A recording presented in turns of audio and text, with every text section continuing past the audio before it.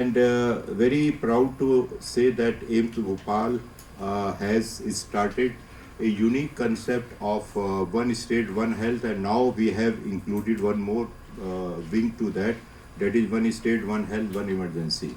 So all these SOPs which we prepared are based on the concept of the systemic review, meta-analysis, and the evidences we have poured in and put in a draft and has been circulated to various medical colleges. So this evidence medicine, why it is it?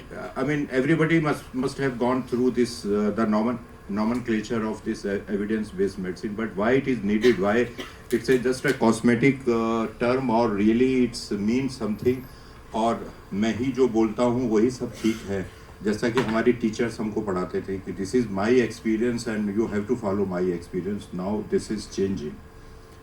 So there are many types of practices about as far as the clinical practice is concerned, starting from our experience to opinion, consensus, faith, profit based.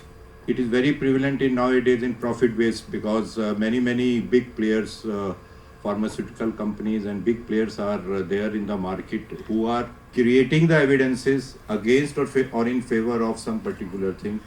But we have to rely on the evidences which are critically analyzed, and that critical analysis is through systemic review and networking only.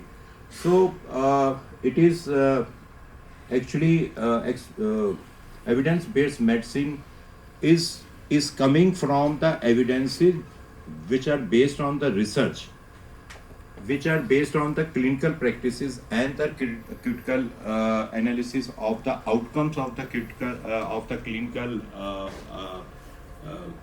clinical practices, as well as the feedback of the patients. If we are performing, I'm an orthopedic surgeon. Unless until I'm operating I'm operating something, unless until we will not incorporate the advices of the or the inputs of the patient into our analysis, then that would, for me, that is not of good. Only lab में बैठ के और bed side बैठ के यदि हम लोग analysis करेंगे और पेशेंट को आउट कर देंगे, तो for me that is a incomplete way. So I consider that the patient preference should also be incorporated in our evidences. So why it is needed? Because we have plenty of problems. Day to day we are facing many patient. Every patient is a new patient. Every problem is a unique in nature.